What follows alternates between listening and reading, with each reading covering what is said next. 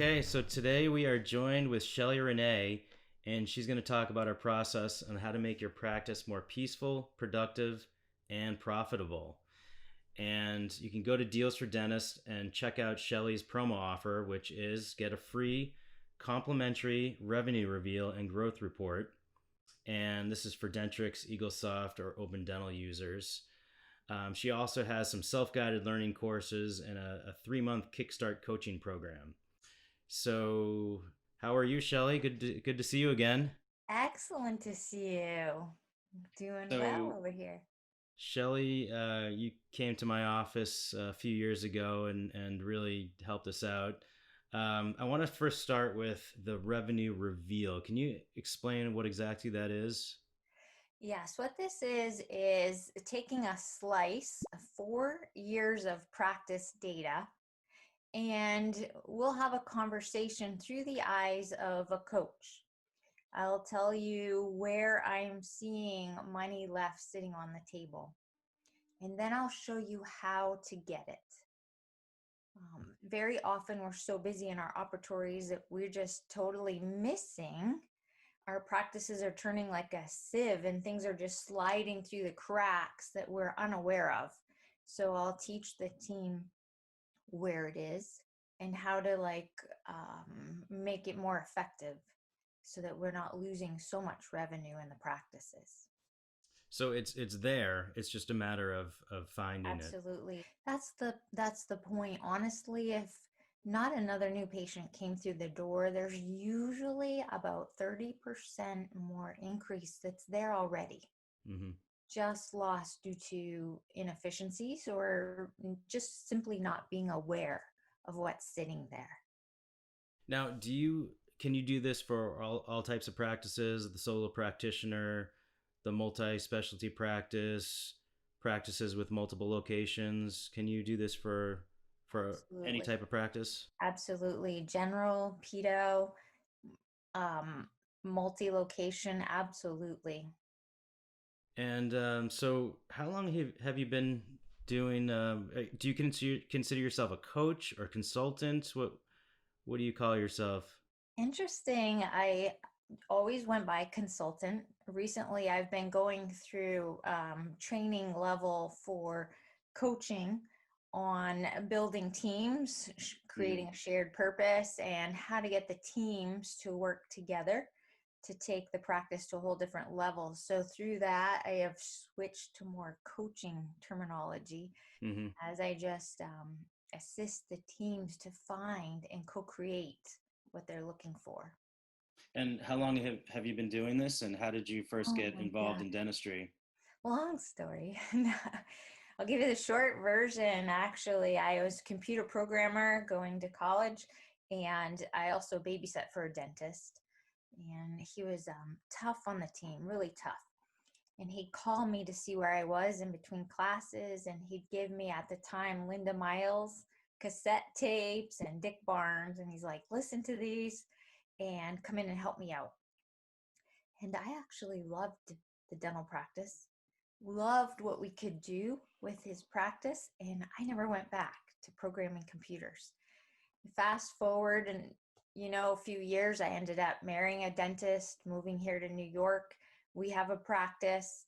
So that was my learning ground. It was Hmm. excellent where I could put into play and practice and actually live what life is like. So when anyone comes across my training, it is not book knowledge. It is absolutely not. It is the school of hard knocks.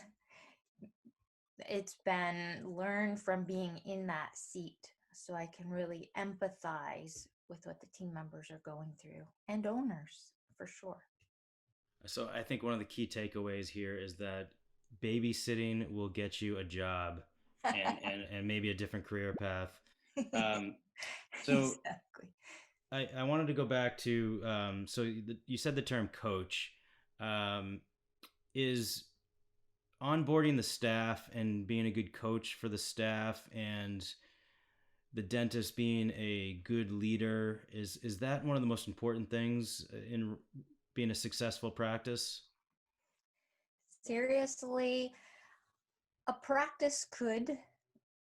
figure it out working as a group, but their level of achievement would never be as high as if they could come together as a team, because that way they can achieve so much more. An old way is like a hub and a spoke. The owner's the leader and he's sending the orders down through all the different departments. Mm-hmm. Today, teams are operating so much differently. You don't have time for them to norming, storming, high performing. We need them operating immediately.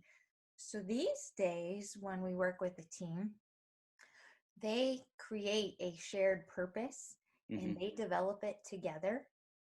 And the doctor, the owner, can step back and give those team members the space, the guidelines, the training, the benchmark, and let them run. Give them their thoughts back and give them the ability to do their job.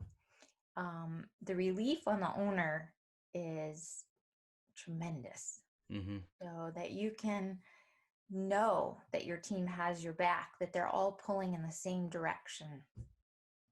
It is an amazing thing. So do you not, or as I guess every practice is different, but do you not recommend like having department heads of each department? And are you more of like a cross training? Everyone kind of knows their role and or other people's roles. What do you usually recommend, or is it totally different for every practice? You're right. It's different for each practice, and it's what will help them to tick the best. What is it going to be? Do they want that head? Do they want the freedom to run it themselves? As long as they're delivering the benchmarks that you have requested, do you need that? Depends on the size of the practice. It depends on their communication structure, how well they're talking amongst themselves and how well they're meeting the patient's needs or whatever the owner objective is. When you say benchmarks, are these job descriptions and accountability for each staff member?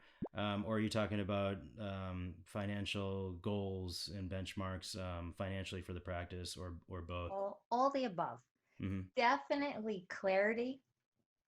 I think I might have shared with you how important it is to get clear. Clarity is the greatest strength you can have in an organization. I think I shared one time the difference between a brick and a glass.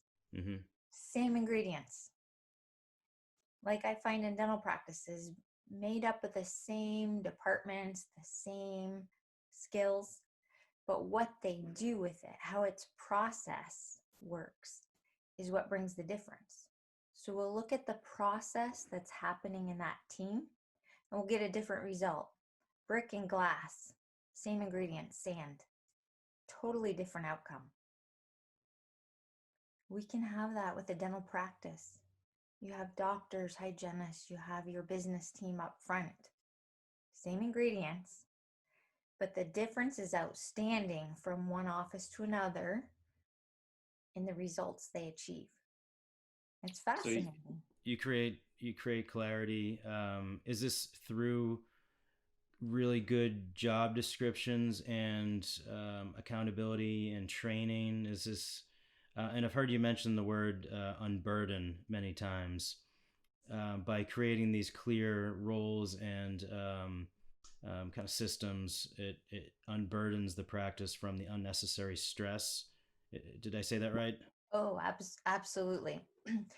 I definitely believe that what we're seeing in practices is there's a lot of hand-me-down information that was probably really relevant back in the 80s. But this person who's worked there for X amount of years taught the new people this information, who then there's like this legacy of information that's passed down that doesn't actually serve us well in this time period. So a lot of times teams are carrying extra workload that's not necessary. So it's so important to me that I size up what's happening, see how we can unburden them. How can we take some of these steps off their plates? A very, very good example that actually we worked on with your team is what happens at the check-in and check-out.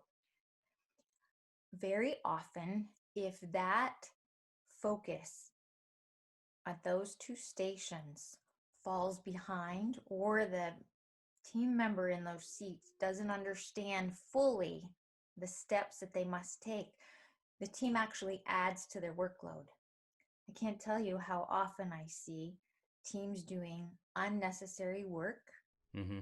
because they didn't take care of the check-in and check-out properly. Yeah, that's one of the reasons that I reached out to you. Is the practice was doing well, but I felt like there was just something missing. The staff was stressed.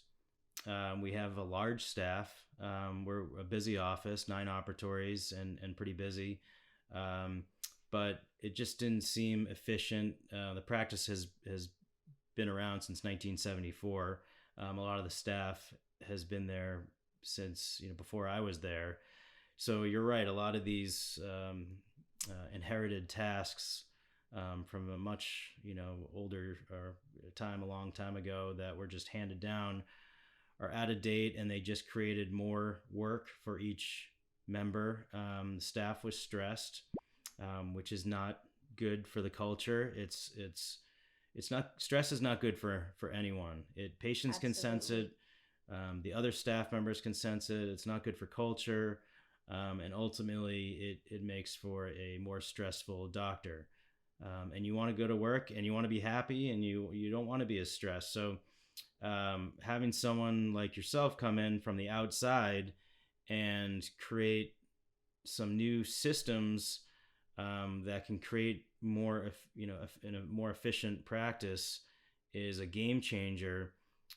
But you have to, I think that the staff has to be on board, and getting them on board is can be a difficult situation, because I know, like in my office, um, change can be difficult for people, and people fear change, even though it's for the better. You have to really explain the why and get them on board, so that it ultimately will make them less stressed and more efficient. Exactly. Well, if you mention to a team member, how about we lighten your load? Watch their eyes perk up. Mm-hmm. How about we get it so that you do not have to be chasing patients for payment? Are you happy making these collection calls? How about if we can take that off your plate? Mm-hmm. Would it be worth it to you? Those are my famous lines. Would it be worth it to you to learn this, knowing that you could give up sending statements, give up chasing patients for payment? Would it be worth it? I'm going to tell you that they say yes. And they're happy. They're so much happier just to lighten that load, to simplify their steps so they have the patient rhythm down better. But you know who benefits? The owner as Sure. well, because the payroll is a lot lighter. Mm-hmm. They're not staying hours after the patient leaves. They're not coming in extra days on Fridays or the weekend to catch up the work that should have been done when the patient was standing in the building. Big difference. So I feel like nowadays I always have to have the follow up question about, what about post COVID world? How have these teachings of yours changed in the post COVID era? Actually, the systems themselves have not changed. They've become even of greater importance to be effective and efficient. Mm-hmm. What has changed is my delivery methods and delivery style. With teams, instead of coming in um, and doing more on site, we're doing more micro lessons by Mm-hmm. Zoom and by department. So that's where we're at right now. We have some more online learning tools. We have Zoom trainings. Um, so we've just shifted and pivoted. But honestly, if actually never before in history have we needed to unburden a team, they now have so many more steps. So Mm-hmm. something has to give somewhere. Many of our team currently, the phone volume is so extremely high with all the extra screenings, trying to get the patient base back in to fill up the fall schedule. We've had to pivot and learn different ways of communicating with patients to lighten that phone load. Because realize if they're just fielding calls all day, that means that your practice accelerators aren't getting worked. Your recare, your insurance aging, your AR, your treatment acceptance, how are they going to get that all important follow-up done if they're on overload right this second? If they're too busy on the phone trying to fill the schedule with these patients that haven't been in since the pre quarantine. Now I've heard you mention the term superset. Can you explain what supersetting your practice means? Oh, that's right. I'm glad you brought that up. Well, it's similar to working out with a fitness coach. Mm-hmm. You have a trainer, they don't just have you work one body part. You're doing a movement that involves several muscles at the same time. I thought, geez, we should be doing this with our teams. Why is everything so siloed and isolated? Why can't a team member do something that involves multiple systems? And actually, one of the best examples is the check-in and check-out. I actually reversed the process of how most teams are operating. So we make sure that when a patient arrives, we take care of today's money. Mm-hmm. When the patient leaves, the team member goes over all the financials for the next visit. So a complete reverse, but it's done seamlessly. The team is giving the verbal skills. We take them on baby steps, how to turn that around. By doing this correctly, and we don't have time to get into it now, but correctly done, you can eliminate statements. If you eliminate statements, you eliminate the AR. That automatically goes away. You maintain retention. So all those things happen through one system. So that's why I call it a superset. That's why I spend so much time with teams on what happens at that exit and entrance. Because if the ball drops there, I'm going to tell you right now, you're adding more payroll, more time, because they need to work in the back, cleaning up the mess. So essentially, the with the check-in and check-out process, you're getting more done. You're working the biceps, the lats, the triceps. I mean, I know because I'm pretty ripped, as you can tell. Absolutely. So you're getting more done in that time. So you're within the check-in. You said, just to recap, there you're handling today. So Mr. Johnson, you're here today for a crown, and you collect the copay. And then when they're done, when they're exiting, then you're working on their next appointment or their next follow-up appointments, whether it's the crown insert or other restorative work or their next hygiene appointment. Am I getting that right? Close, very, very close. It's pretty good. There's Yep. multiple things that the team would have little check marks that they make sure before that patient leaves, they don't leave the building unscheduled. And we have checks in place to follow up on that.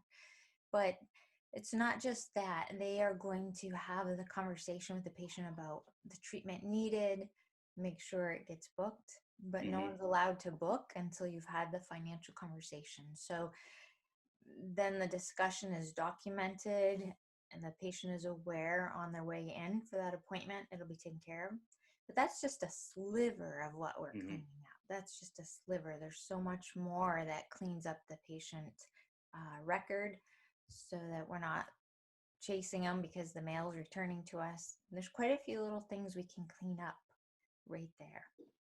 So one of the things that you really helped us out was we collected credit cards on file, and pre-COVID, we didn't quite get it together yet, and we thought it was going to be a long process to really try to make patients comfortable leaving their credit card on file, even though they have their credit card on, on Amazon and Netflix. Exactly. But during the post-COVID era, patients really have been on board with keeping their credit card on file. When you go to you go to the grocery store, you go to pick up your pizza. I don't want to hand my credit card to or touch the terminal. So we we keep everything on file, and it's really worked out. And Also, the other thing that may be slightly different with our practice post COVID is and I'm not sure how you would handle this with your check-in checkout process, but we don't really have a check-in and checkout anymore. Our parking lot's the waiting room.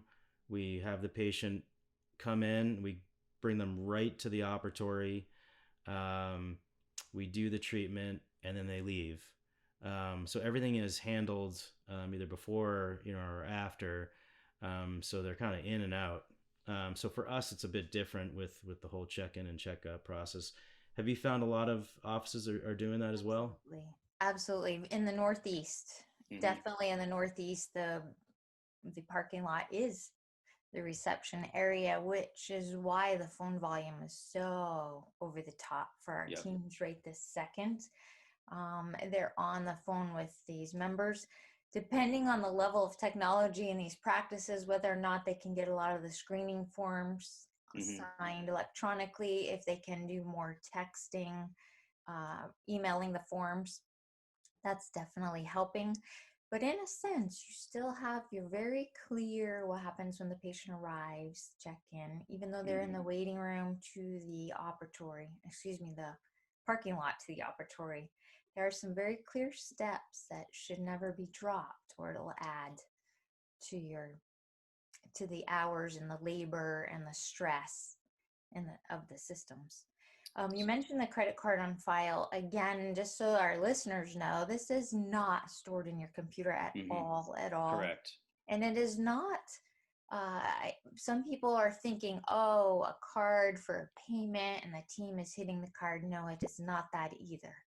So I am a big believer in short menus, either or. So Mrs. Jones, we could take your portion today, or better yet, we can hold a credit card on file in a vault for the actual after insurance. So that way, these teams that I work with, they have so many cards on file. What does that get the team? They're not spending money trying to figure the copay inaccurately, which is 90% of the time, right? So you've saved a ton of time there. You don't need to send statements anymore. It's done. So now you've saved up hours of labor here. So when the insurance check comes in, the team member enters it into the ledger and hits the card on file for the remaining difference. Done. The patient walks in and out. It's way back to like days in the 80s where you weren't worrying so much. I love it. The teams love it. Now, have you found that because of COVID, more offices are going either out of network or trying to push more for fee for service, or dropping some PPOs? Yes, all of the above. So definitely I'm working with basically all my practices right now are evaluating their PPO participation. A lot of them do not have the same level capacity that they had pre-COVID. It's either they're short team members, not all the hygiene department came back, not all the doctors came back, or someone into early retirement. So now they have this base without the ability to take care of it. So like never before in our history, we've been able to sort, triage patients. So the teams aren't just calling in anybody. They are calling in the sickest patient, the ones with the most disease in their mouth. So it's not just ordinary recare. They're calling in the ones that have perio, that have undone treatment, so that we can be efficient. That's one thing. The other thing is, with extended times, we're looking at, can you afford to participate with this insurance anymore? Mm-hmm. Can you afford to? What could we do with verbal skills? So we're pretty far down the road right now with several teams and walking them out of a certain amount of plans. But we do this over a long time span to retain, to personally talk to the patients, Mm-hmm. not send a cold letter. We're going to personally have a discussion. We're going to personally clean up their treatment now as much as possible before we take this step. So it's been an interesting process, and the patients are appreciative. So that's interesting that you say that. Having that conversation with that patient and explaining why you're going out of network, and especially a long, I feel like a long time patient, because you have that rapport, they're going to stay. But for a somewhat new patient that found you because, either it was because of their insurance company, or maybe through a friend, or Google, doesn't quite have that rapport with you yet. And if you go out of network, you may lose them. But if you have that conversation with them and explain, why, and we would never sacrifice quality of treatment because of insurance, and some insurance companies are trying to dictate your treatment, and if you just explain the why, then maybe your attrition will be less. So I think that's a really good point. So the 3 Ps. What are the 3 Ps? Peaceful, productive, and profitable. That sounds amazing. How do I get Of there? all these, exactly, call me. Of all these years with our own practice, working with all the other dentists, I keep hearing that similar theme.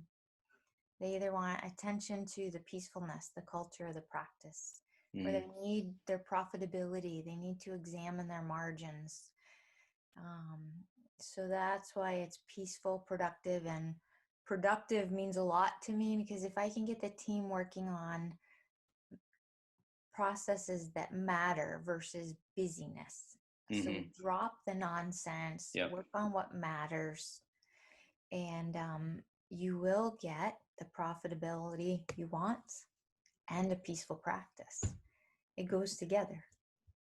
So you really need to have, the right systems in place, and putting the staff in the right position to be successful, and creating a happy team. A happy team makes a happy doctor. So um, I wanted to also ask you about, do you work with urban, rural, and suburban practices? Is it all over the board? I'm all over the board. I grew Yeah. up in the deep woods of northern Maine.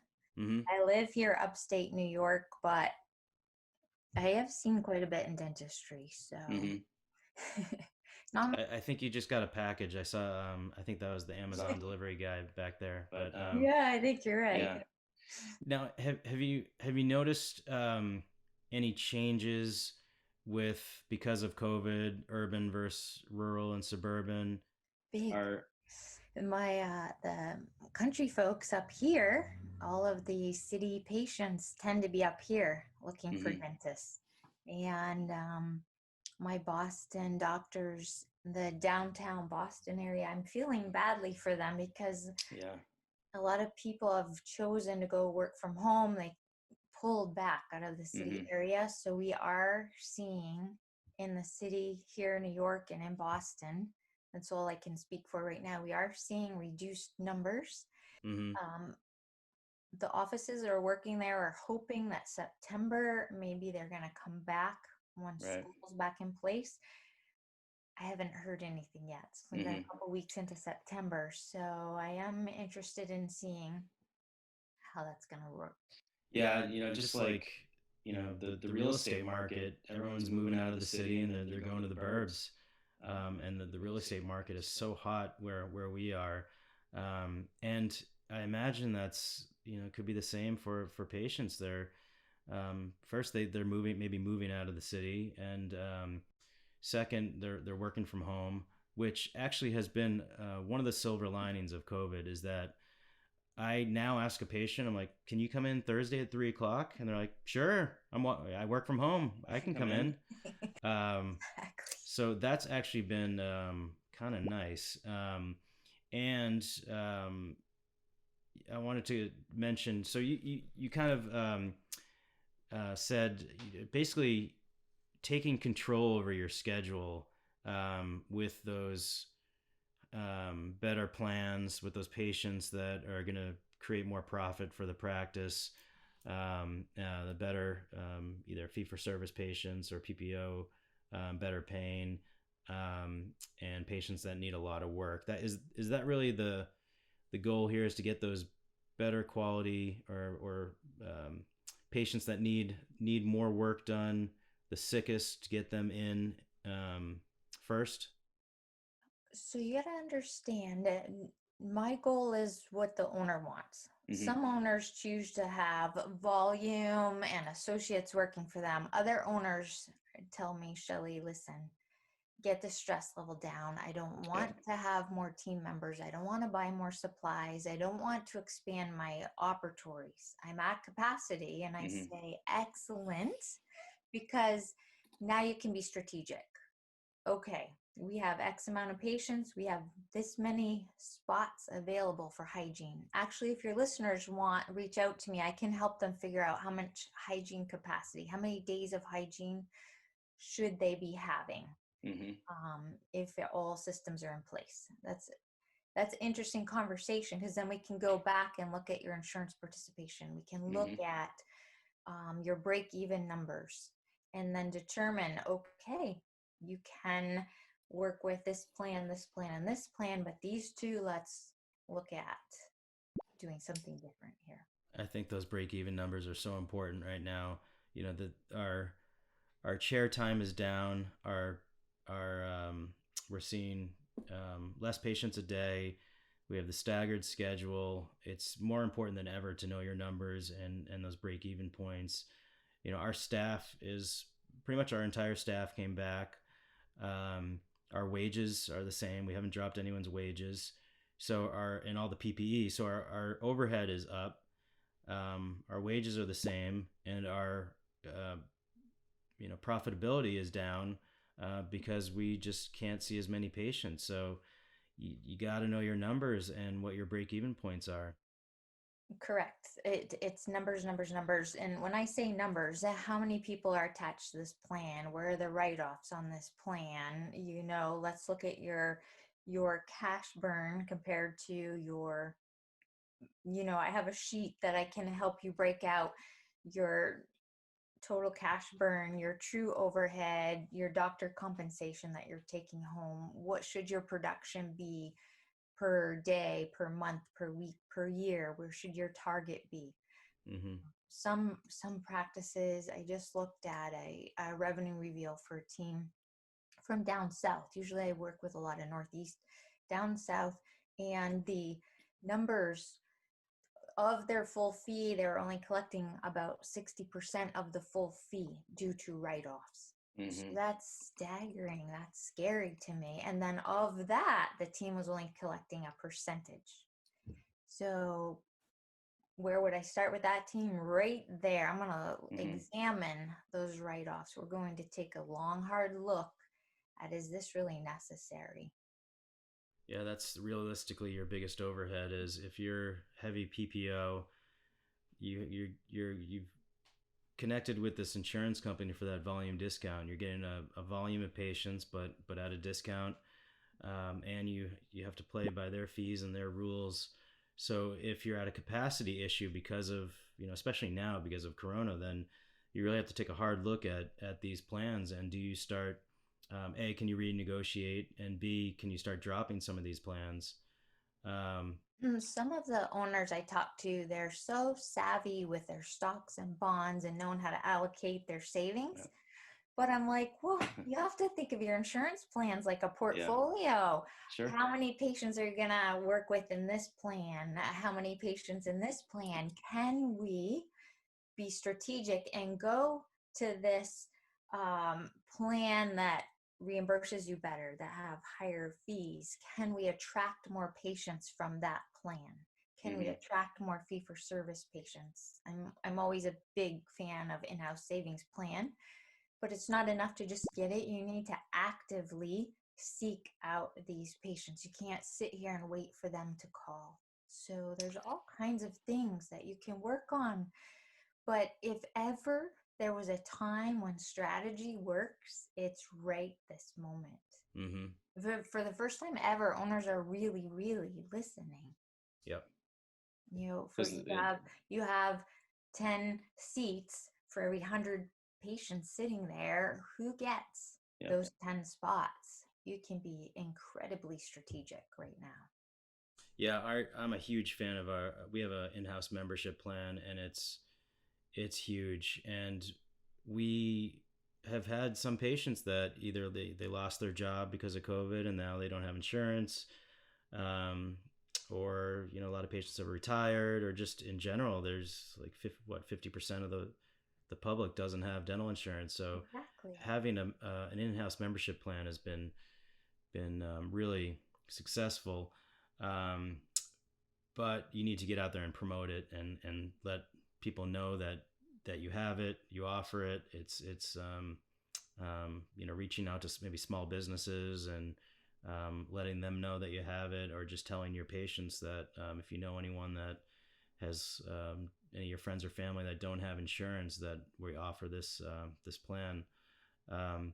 So now, simply your team, if a patient says, "Oh, I need to pass on this cleaning, I don't have insurance," or "I need to hold off on this treatment," that's definitely when I whip out the idea of the in-house savings plans. Yeah, and I find that, and I could go on a rant about this for hours about the importance of educating the patient on why they need that treatment and how important it is, and it's not going to get better by just ignoring it. So when patients say that they're out of their annual maximum and they can't do the treatment because of their insurance is out, well, you really need to educate them on why they need to get that treatment done, and that even though they're out of insurance, they should still do it and need to get it done. But for patients, the patients that don't have insurance, that's a huge barrier. So having a plan to offer them is a great thing to have. Yes, for sure.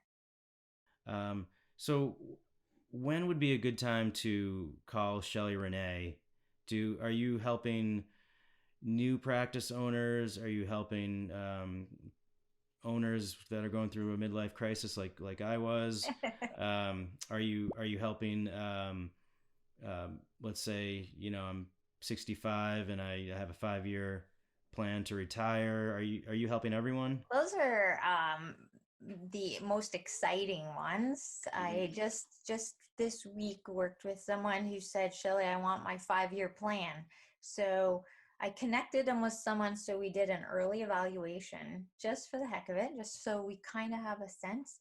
And now we are on a mission over the next couple of years. They won't need my help all those years. Trust me. Get in, teach the systems, and the team can run with it. So we're going to see how she can keep more of this income. She can have we're going to get her value way up over the next couple of years. And it does take a good amount of time. You definitely want to make sure you're looking at 5 years out to get all of your ducks in a row for sure. So I love working with these teams.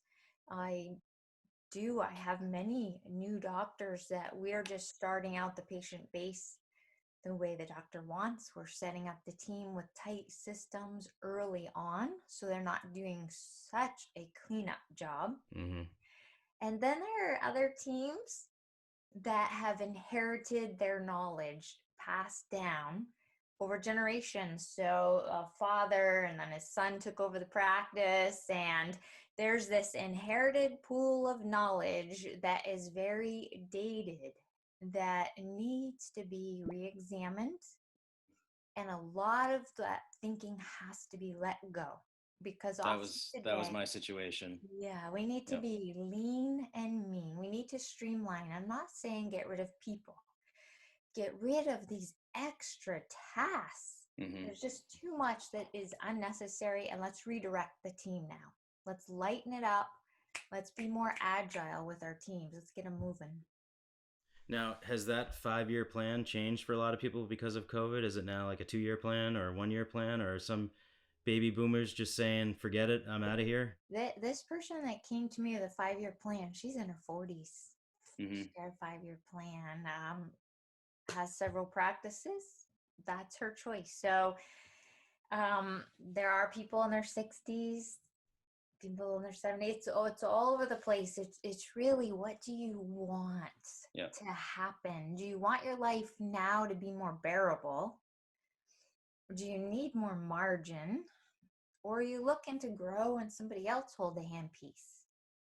Either way, there's a common ground. It's just get that system tight. Put an actual system in. Do you find that it is such a easier process when this is a new practice owner and they're starting from scratch, that they set these systems right from the get-go? Is that an easier coaching process for you? Easier, I would say different. I would say different. It depends on the doctor, the owner. Early on, it might not make as much sense because they haven't felt any pain from a team Hmm. True. running loose with no goals. So when you try to stress the importance of this and that the owner upholding the standard with the team, it doesn't have as much weight or meaning as a doctor who's practiced for several years and we're doing cleanup on the team. So they knew what it could be and how it was. And they're more motivated to keep the standards high. So Yep. it's a different, but of course, they have team mindsets that we have to overcome that have been ingrained for years. So it's two different ends of the spectrum. But with any motivation, with the right determination, it's all possible, really. Yeah, I imagine a new practice owner, they just want to be busy and get that office up and running and have patients in the chair, which is so true, especially nowadays. And you're coming out with so many loans, and you just want to start um, becoming a profitable practice. But there's if you start letting the systems, or if you don't have any systems, and or you let things get out of hand, and the staff becomes burdened, then it's so much easier if you can just get the systems in place right from the start. From the get-go, Yeah. that the patients are used to your style, they're used to how you operate. It works. When you're saying this, it makes me smile because I started with the doctor from scratch, 0 Hmm. patients, and he texts me periodically. He texted me in the middle of COVID, and we had already. He's so honest. He shares, Shelley, I wish I would have listened about not signing up with all these plans Yep. way back in the day when I started. And then recently, in the middle of COVID, it was probably April or May, he had texted me and he said, I can't stop smiling because I'm so far ahead of the game. Because before COVID hit, we had started walking him out of about 4 or 5 plans. This was before COVID. Hmm. And the patient base stayed because we were Oh, taking that's our great. time. We were doing this over like a 12-month time period with the Yep. team. It was this very gentle approach that we take, very loving, retention oriented.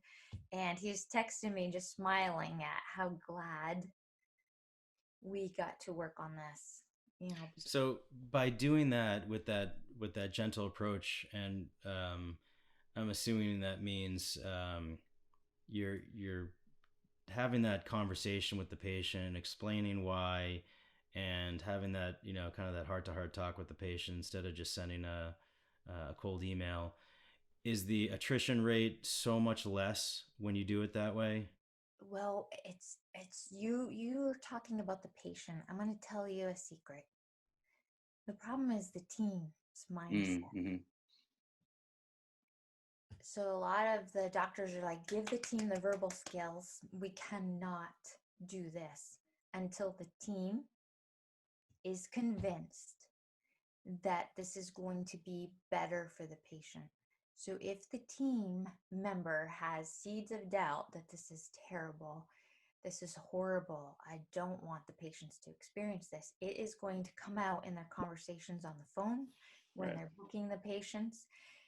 And the team that does well with retention, it's the ones that the team mindset is all on board.